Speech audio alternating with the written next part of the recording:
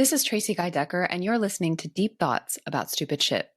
Because pop culture is still culture, and shouldn't you know what's in your head? Today, my sister, Emily Guy Birken, and I will be sharing our deep thoughts about the TV show Lucifer. Let's dive in. Have you ever had something you love dismissed because it's just pop culture? What others might deem stupid shit, you know matters. You know it's worth talking and thinking about. And so do we. So come overthink with us as we delve into our deep thoughts about stupid shit. This show is a labor of love, but that doesn't make it free to produce. If you enjoy it even half as much as we do, please consider helping to keep us overthinking. You can support us at our Patreon. There's a link in the show notes. Or leave a positive review so others can find us. And of course, share the show with your people. All right, Em. So we're not going to do the what do you know, because listeners, if you don't already know, this is actually our second podcast together as sisters. Our first is a deep dive, episode by episode, of Lucifer. So if you really want to know more about how we got into Lucifer and what we know about it, if you are in fact a Lucy fan, please rewatch with us. The show is called Lightbringers. We will link to it in the show notes here, and we have a lot of fun with it. We've been recording for like 2 years now, I think. So even though we only started releasing as a podcast a couple months ago, the recordings are old. Anyway. So as two big fat Lucy fans, we were supposed to be at a Heaven and Hell convention right now as we speak, in Schaumberg, Illinois, of all places. Beautiful, sunny Schaumberg, Illinois. Yeah, so we were supposed to be in Schaumberg for this convention, but, COVID. So we are both feeling better. Mm-hmm. We're not in the same place, but somehow both of our families got hit at the same time. So boo his COVID. It is the world we live in. Yes. Our original plan was this was going to be kind of like an audience interactive episode. We were going to be interviewing our fellow convention goers.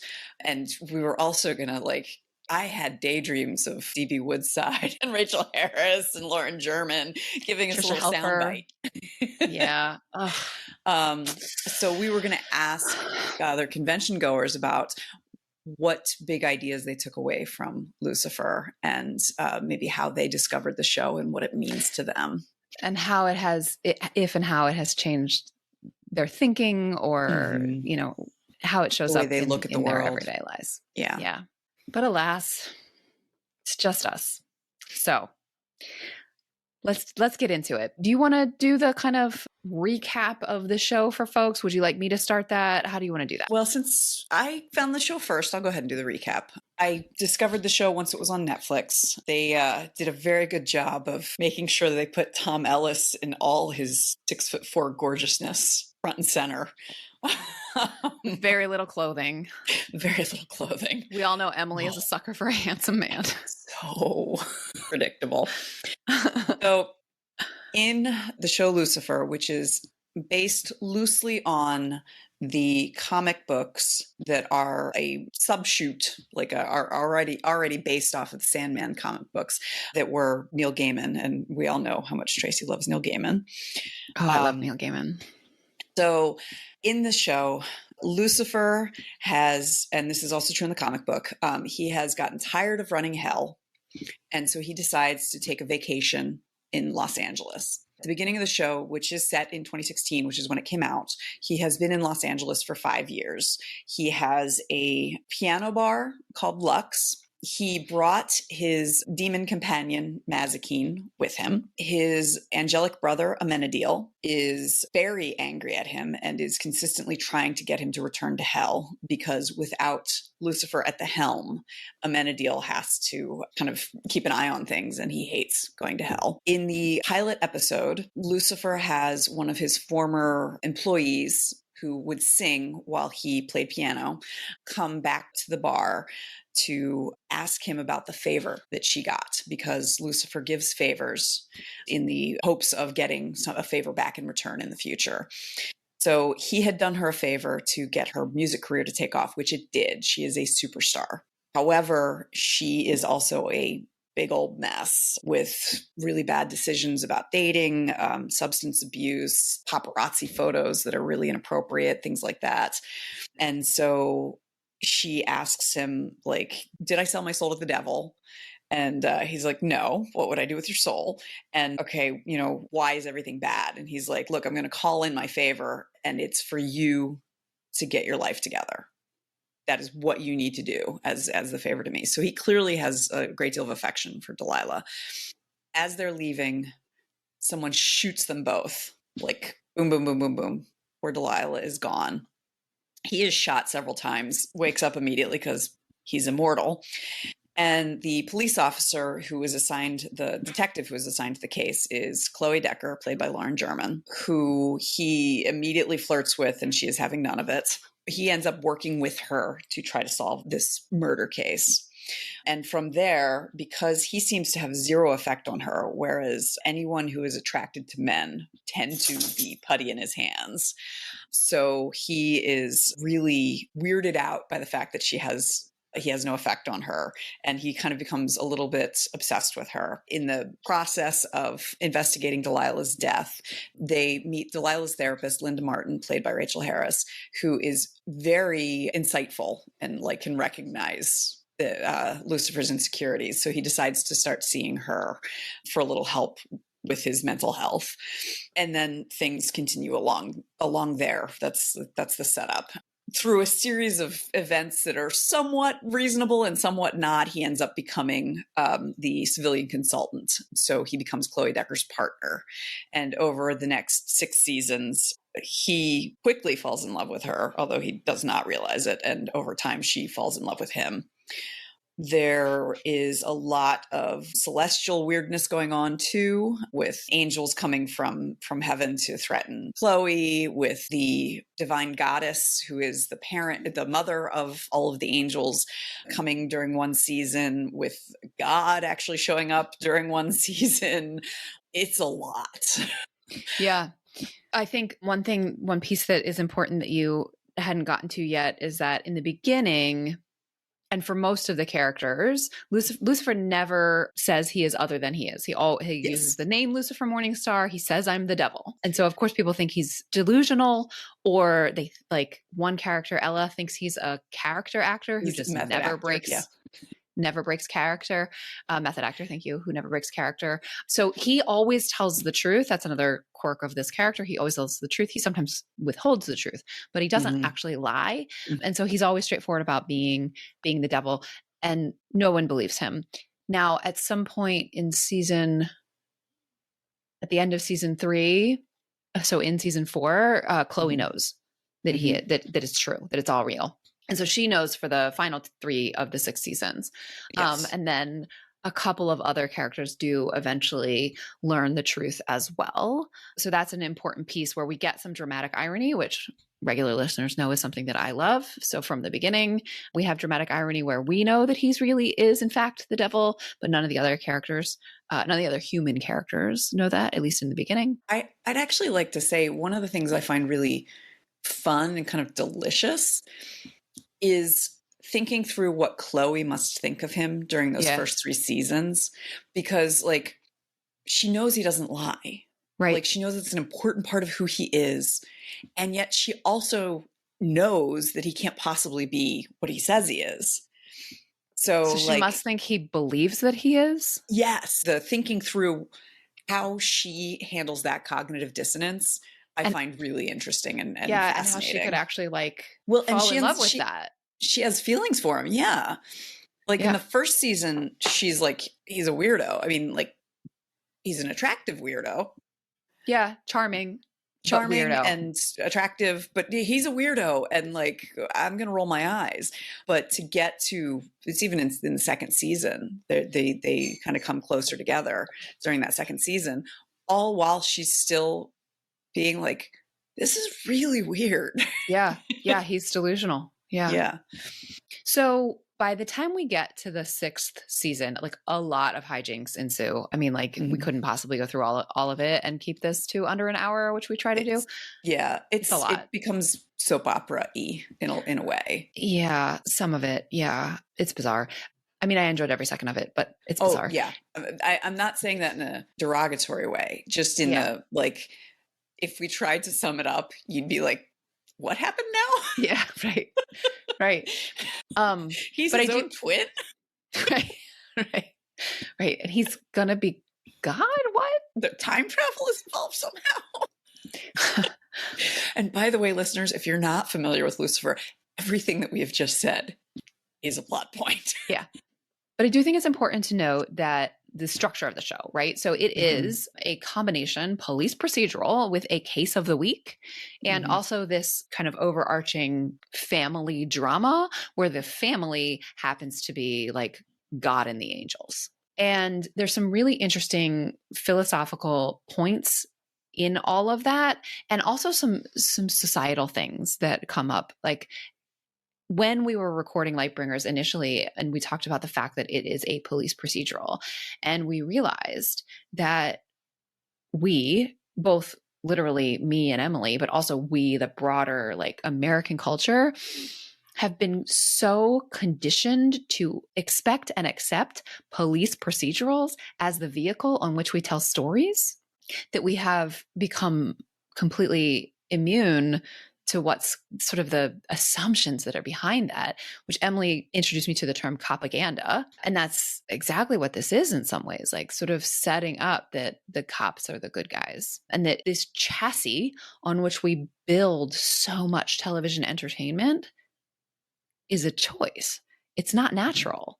And that was something that, like, I was almost embarrassed that I had so completely internalized that idea that procedurals is kind of the natural storytelling mechanism, especially for television.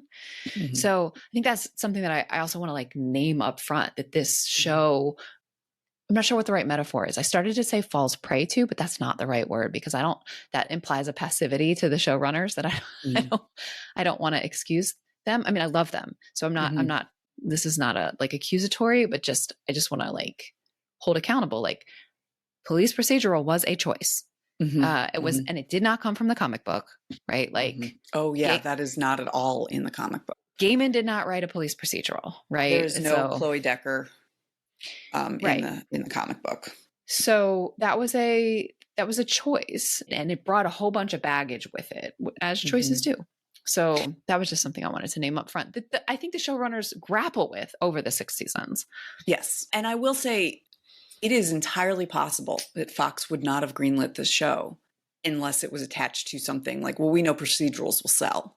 Yep. Because I have read that there were points where they were like, okay, we want to do a little more with the celestial stuff here. And the Fox executives were like, no. Stick to the procedural. Yeah. You're right. You're absolutely right. In fact, one of the best episodes in the entire run, Priest walks into a bar, is, I mean, it's just beautiful television because it is completely character driven. There is a case of the week, but the characters are what shine through. And the interviews from the showrunners and others who helped make that, they had to fight for that because the execs wanted more gritty police procedural. So you're right. You're right. So, and there's a YouTuber that I like. His YouTube channel is called Believe It or Not. He talks about evangelical Christianity and that sort of thing. I don't remember how it came up, but he mentions, because he's very immersed in pop culture, and he mentioned how he has friends who love the show Lucifer and he couldn't get into it.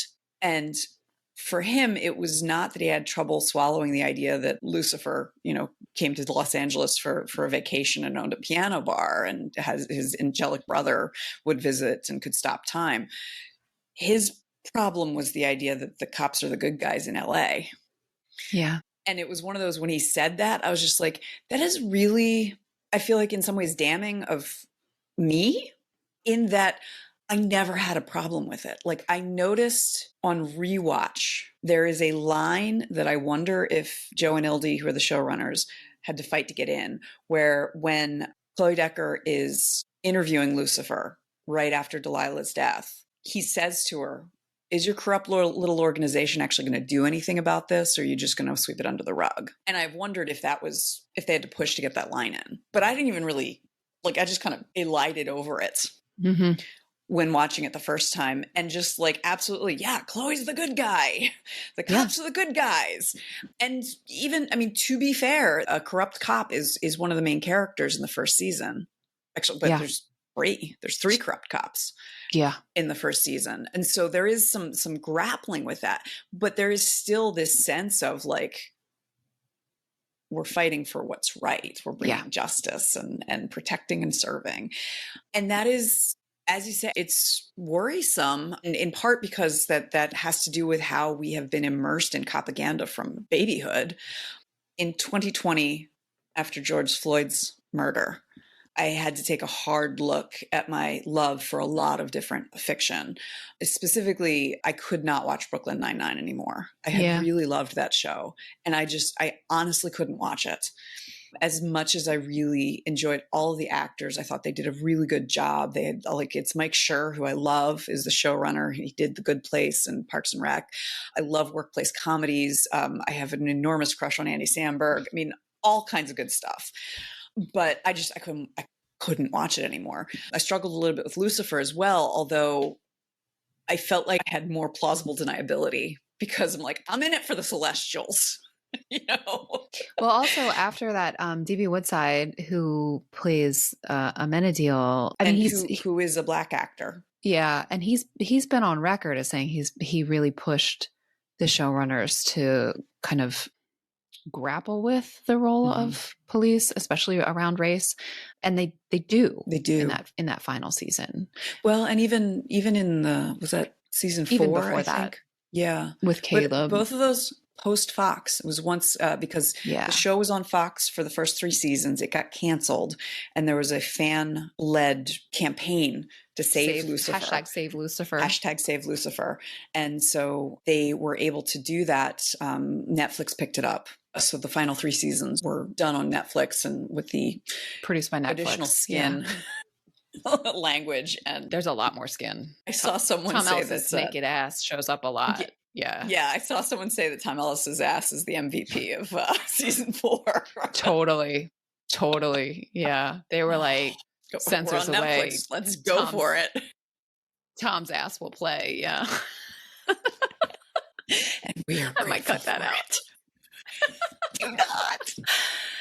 Yeah. When I tell people about this show, I lead with the squeeing over how absolutely gorgeous, not just Tom Ellis, but the whole cast is. The whole cast is really gorgeous. Just beautiful. Really, they're all really remarkably gorgeous. From, Trisha Helfer, who plays Charlotte Richards and the Goddess, and D.B. Woodside is gorgeous, and Lauren German is gorgeous, and Rachel Harris is gorgeous, and Leslie Ann Brandt, who plays Mazikeen, Maze, the demon right hand. Amazing. The woman was carved by a classical artist. She's just so gorgeous. I'm sure I'm forgetting. Amy Garcia, Kevin Alejandro and Amy Garcia. Yeah. They're all just really, really good looking and good actors too. Yes. Yeah. And it's an ensemble cast that it's rare that I like every single person, every single character. And it's not that you need to. It's not that you need to like but Tracie and I, just before we started recording, we were talking about Friends because just this morning we learned that Matthew Perry, who played Chandler Bing, died. And I was saying he was always my favorite friend. As an adult watching, I can now see the incredible amount of comedic timing and ability that David Schwimmer brought to the role of Ross, but I could not stand Ross. Yeah. He's just... I really did not like that character, and I feel bad for David Schwimmer that's who he's known as, because I think he's a mensch. In any case, the way that these characters are written, they have conflict, and they are not perfect characters, and they do struggle with any number of things, and they do things that I disagree with or think are wrong or wish they wouldn't do, and yet they are all still people I root for. Yeah. Even when they do something egregious, like Kevin Alejandro's character, Dan Espinosa, he is Chloe's ex-husband, and he's a corrupt cop. And I never would have thought I could forgive a corrupt cop, but he was one of my favorite characters in some ways. There were points in the first season where I wanted him and Chloe to get back together. Even though I was in it for Tom Ellis and like he really loved Chloe and I wanted them together, but I could really see like they have an incredible bond and they have a child together and, you know, he is a good person and he loves her and all of that. So in any case, I lead with that. But I actually recently told my therapist that I feel like Lucifer is one of the best shows I've ever seen or any kind of media I've seen that grapples with mental health and provides like metaphors for mental health as well as direct description and understanding of mental health, because we do have the character of Linda played by Rachel Harris, who is a therapist. Now it ends up being, because this is how shows go, she ends up being everybody's therapist, which is first of all, like, no, you don't go drinking with your therapy clients. And, you know, like clearly there's got to be other therapists in Los Angeles. She would refer people, but in any case, but they do have her like kind of talk people through their traumas in ways that I think is very important for the audience to see. And there's also just these incredible metaphors. I've talked to you about this before in Lightbringers, and I just want to highlight it again. In the second season, Lucifer is always self-loathing, but he is especially disgusted and horrified by himself because he killed one of his angelic brothers, because it was either kill Uriel or Uriel would kill Chloe and destroy their mother, the goddess. And so though he didn't exactly have a choice, he feels as anyone would feel in destroying your sibling. And so he lashes out. He's trying to get people to hurt him because he feels like he deserves to be punished. And he ends up finally talking to Linda about it. And he's explaining the whole thing, like, because he tells Linda, like, I'm Lucifer, banished to hell. And she takes it as a metaphor. And so he's explaining the whole thing about how he killed Uriel using Azrael's blade and blah, blah, blah, blah, blah. And she says, no, I'm not doing this anymore. Stop with the metaphor. Tell me what's really happening. Show me who you are.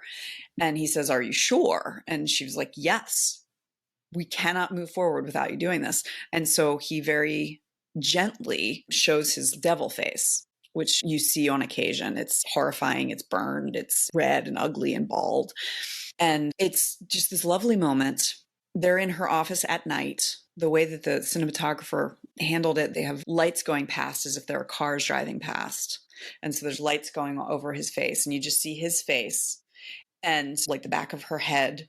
And then he comes back to his Tom Ellis face, and he gives this little, like, not quite a smile, like, hey, are we okay kind of look. And Linda is not. She is catatonic, basically. And that moment reminded me so much of what people who deal with serious mental health crises feel like when finally showing their true face to someone they trust. And it's devastating because she can't handle it. And the thing is, that is also probably going to be the case for a lot of people who do show their true selves.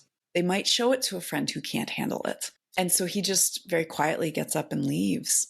And it's heartbreaking, but it makes me feel like I better understand what it's like to be in that situation, to be, you know, suicidal, or to be trans, or, you know, anything that someone might find difficult to take, and the fear of what that would be. I want to even broaden it even further, because I think part of the heartbreak and the resonance of that moment is that anything about which one has taken on a posture of self-loathing, anything about which one has sort of internalized that it's not okay, that if that other person knew this about me, that they would reject me, which it could be absolutely anything. I think it is completely human to have had a moment like that, whether it was something that society told us or something that we just had internalized. It could be something that when said out loud, very few people would think should need to be hidden. But so many of us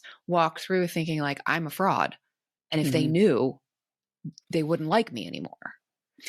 It reminded me of after Robin Williams' death, I remember reading something from a comedian saying that one of the difficult things of being a comedian is that people expect you to be funny. And so if you drop that mask and you're not funny, like that's when it's very clear that the comedian trusts you, like that if you're the audience. And if you say like, what happened to the fun guy?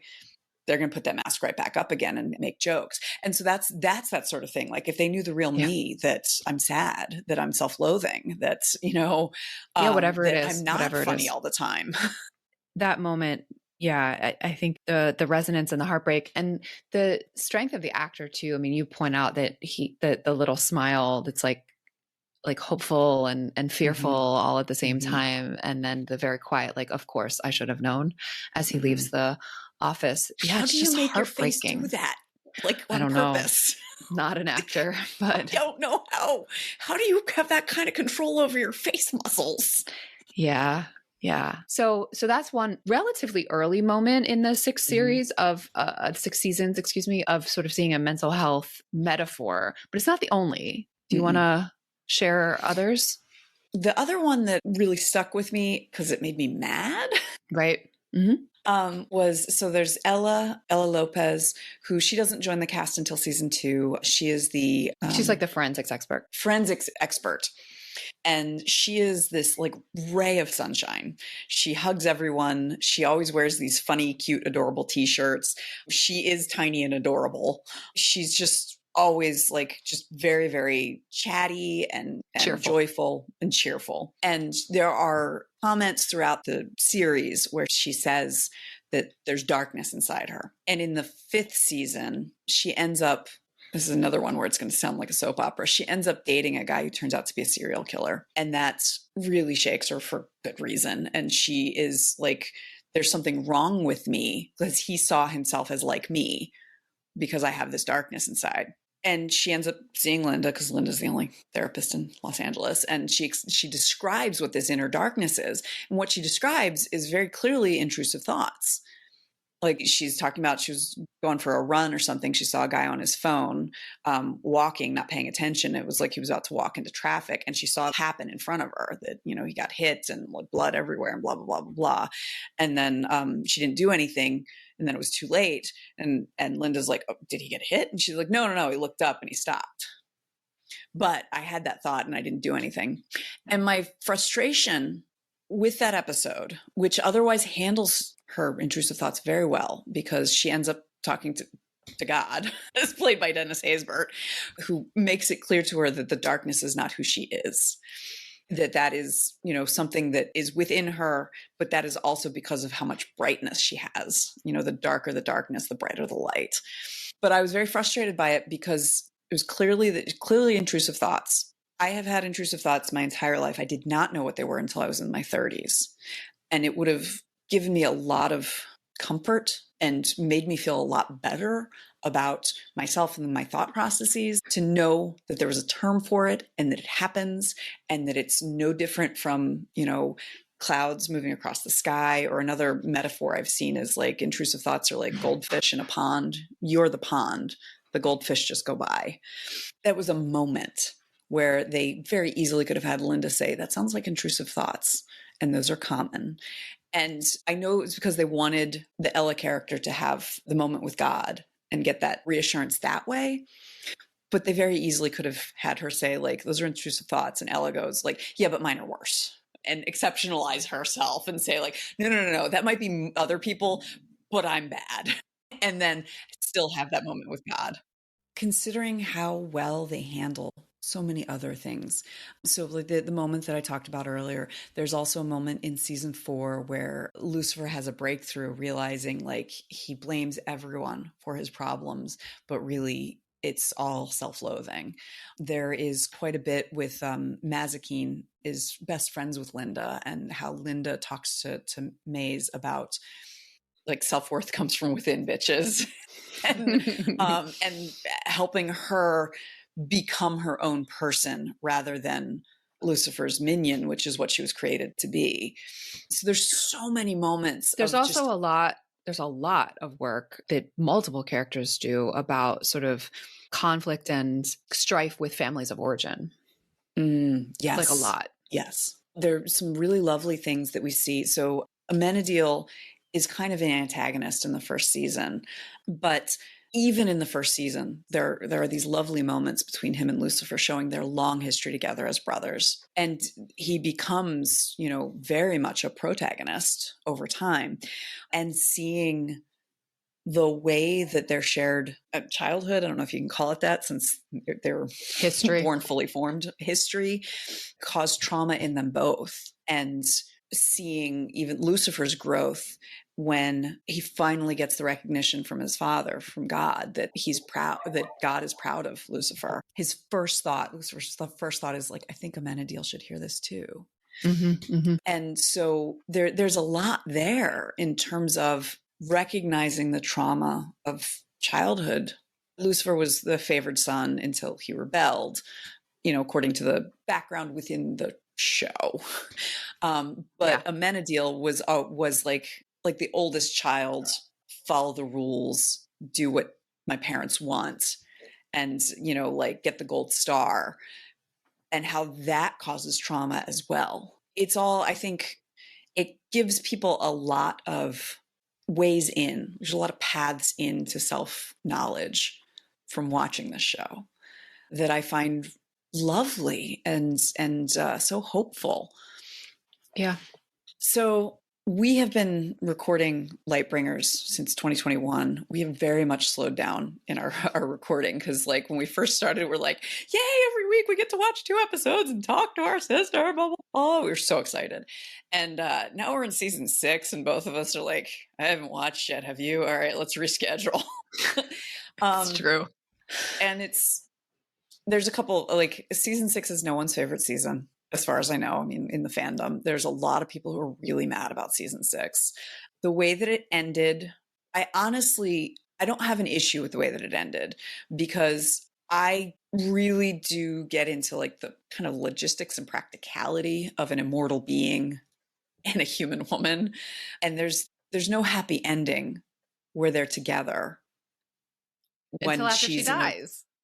And she's in her 30s and he looks like he's in his 30s. Years old. Yeah.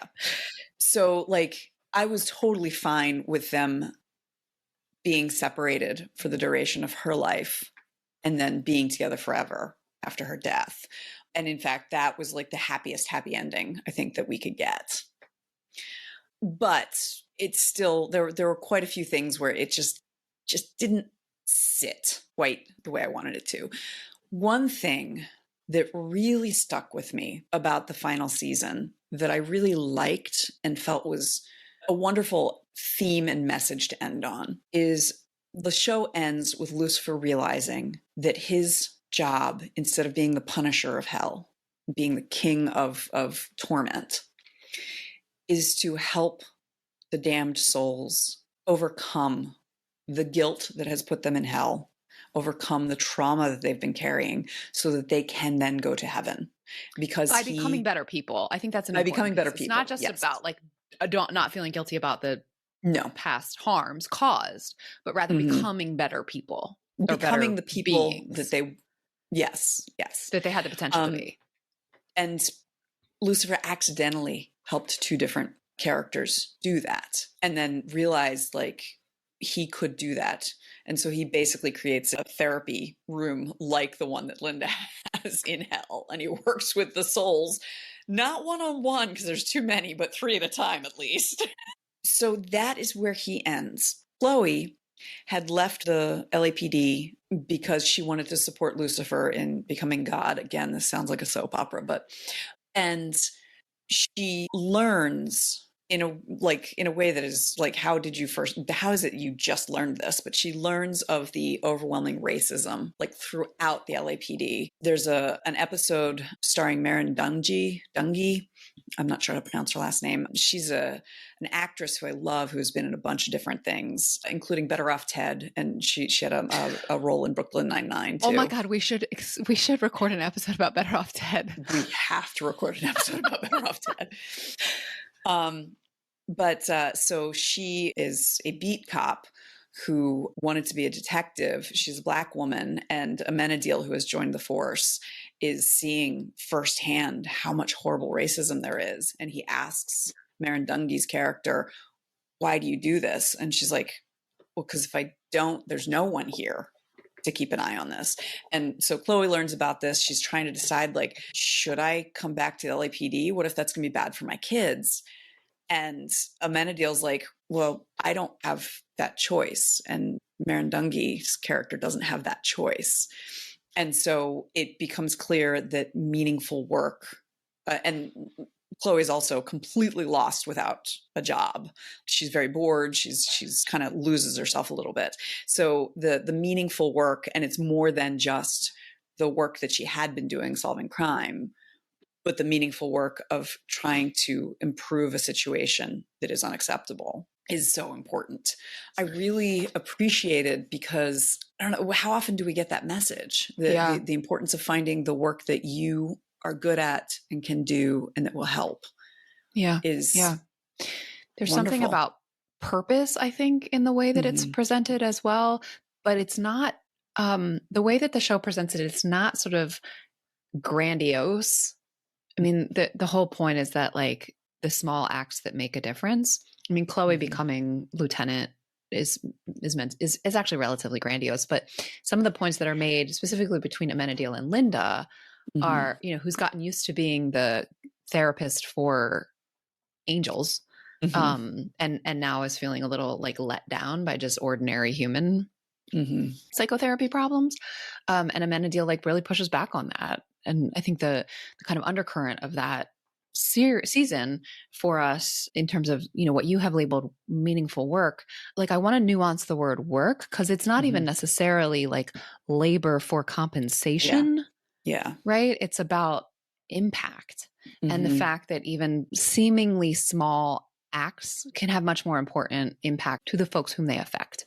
And that feels like a really important message that you're right. We get it, but we don't we get it, but we don't get it. Like, I feel like it's sort of societally, it'll be given with one hand and taken away with the other, as we're sort of told, like, it's a wonderful life. Everything you touch makes a difference. But then also, like, if you're not a charismatic leader at the front of some big, huge impact, like, you don't actually matter. Or even if you're not productive enough and you're not completing all your to-do lists and, for sure. Like, the cult of if you're not waking up at 4:30 and doing hot yoga, like, what are you even doing with your life?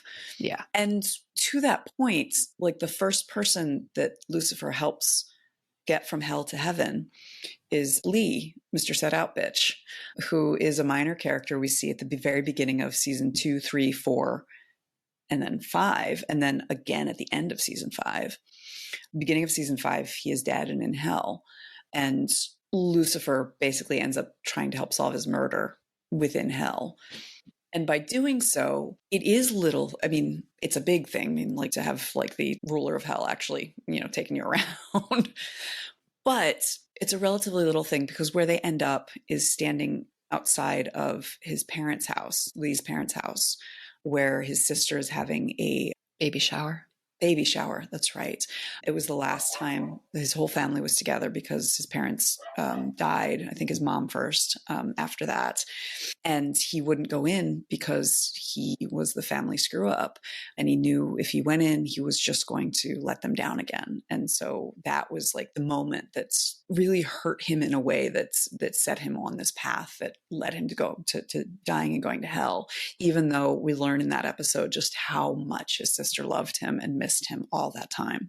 And so, like, it is a relatively little thing, to talk through that moment, because that's the sort of thing where, like, I have no doubt that, if Lee were a real person, he wasn't thinking about that. Like, it wasn't like, like, that's the one thing that's wrong in my life. That's the thing that I need to fix.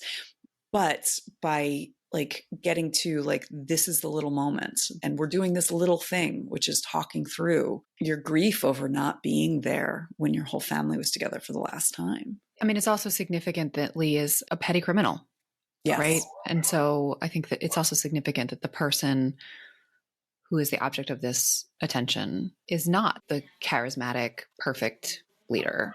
Mm-hmm. He's very much an everyman. Yes. Yeah. And the devotion between him and his sister is so real and yet so common, if you know what I mean. Like it's, you know, everyone has that kind of devotion somewhere. Mm-hmm. There's someone that they feel that way about, and that person feels that way about them.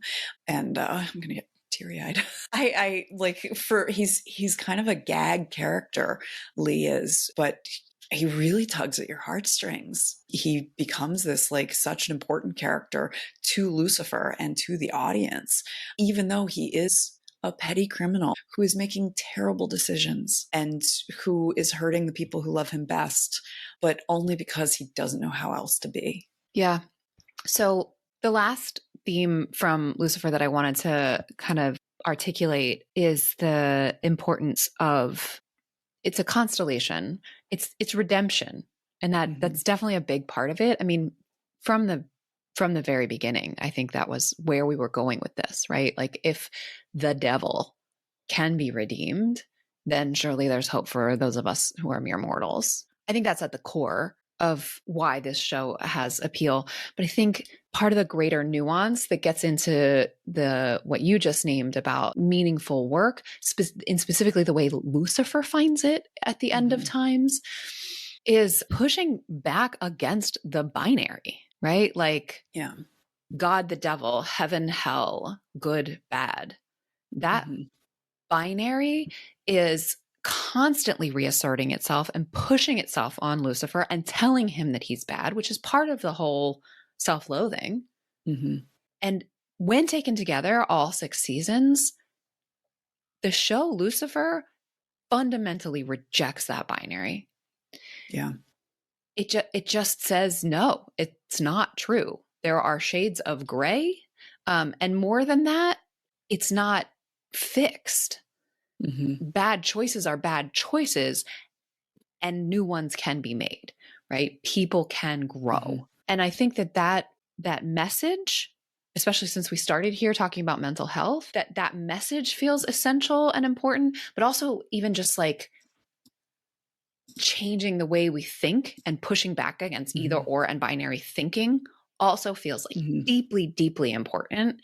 And the show over and over again does that for us, right? From season 1, seeing Amenadiel, the angel, as the antagonist, through when we get the twin, Michael, who's an archangel, who's a villain in this show. I mean, he is a total villain, and his superpower is to sense people's fears. And he's meant to be of the Silver City. So I think the showrunners were like pushing on this idea of the binary is false and insufficient to describe reality. I also think that it's important in that 6th season, we see redemption for 2 kind of irredeemable criminals. So first is Jimmy Barnes, who is the person who killed Delilah in the pilot. And he's pretty awful. Like we see him in the pilot. We see him, I think, once, maybe twice more in season 1, where he's kind of gone a little bit nuts because he saw Lucifer's real face, or Lucifer's devil face rather. And things have gone badly for him. But he is not seen as he is not a sympathetic character. That's for sure. Not a sympathetic character at all. And we see an episode in Yabba Dabba Doo Me in season 6 where he has died. And so Lucifer goes to hell and kind of sees where his origin story is, why Jimmy Barnes became who he was as an adult. And he's able to feel sympathy and empathy for him. So there's that character. And then the very final scene of the show, Lucifer is in session with 3 souls. There's a woman who we've never seen before. There's Reese, who is a character we saw in one episode, who is Linda's ex-husband, who is sympathetic, but really stuck in his ways in a way that that hurts the people he loves best. And so does need the help to become the person who can be in heaven. And then there's Vincent Lemech, who was the person who murdered Dan, and who it's very difficult. Yeah, he was a mercenary and just completely unrepentant and Yes. Had no regard for human life whatsoever. Yeah, and he kidnapped Rory too, didn't he? Was it that? Yes. So I think it's very significant that he is on the couch as well. But you know who's not? Is Malcolm from the first season. Malcolm was the overrunning villain, human villain in season 1. And he is a psychopath. There is something seriously wrong with him. And one of the things that people talk about the show is like, they say that there are no locks on the doors in hell, and it's your guilt that keeps you in hell. And they're like, well, what about people who don't feel guilt? And like, we do see sometimes there are some doors that are chained. Presumably that's where Hitler is. Presumably that's where like the people who are not capable of feeling guilt. And, you know, I have no doubt that if they get to the point where Lucifer has talked to everyone who is capable of feeling guilt and help them, he'll probably start to see if there's anything he can do to help the Malcolms of the world. Right. But they're back burner. So like even a mercenary, and we know because we know a little bit about Lemech because he was being possessed by Dan's ghost when Dan soap opera, y'all. No, it sounds ridiculous. When Dan goes up to heaven, makes sense. And don't overthink. Yeah, don't overthink it. When Dan goes to heaven and Lemech says, I want that. I saw that. I want it. And so we see that there is something there in him that is capable of recognizing goodness and recognizing grace. And so, you know, even though it will be a very long time before he is able to overcome the issues in himself that keep him chained to hell and make him a better person who can ascend to heaven, it is possible, even for a mercenary who has no regard for human life like Lemech, even if it's not possible for a psychopath like Malcolm. Whew. We've been talking for a long time, and as we know, we could talk a lot longer about Lucifer because we have done. We didn't even get into some of the things that we always get into, right? Like, yes, it passes the Bechdel test as a series. There are probably episodes where it doesn't, individual episodes that don't pass the Bechdel test. Race, at least in the beginning, is like, not so great. Relatively diverse ensemble cast. It is. And, you know, like, I mean, he becomes a protagonist, but like D.B. Woodside, who's this big, beautiful Black actor, plays an antagonist in the beginning, right? And there are many times where we noted where like the villain, like they were like, oh, like put a Black actor in there, even if it was more than once when the character name was written to sort of read as Ashkenazi Jewish, there would be a Black actor in that role, which absolutely there are Black Ashkenazi Jews. Just want to say that out loud. And also, I'm not sure that that's what the casting folks were going for when they cast, you know, a Black guy as Ryan Goldberg. They were just like, oh, wait, there aren't enough Black people on the screen. And then it ends up being like a schmuck who is a murderer.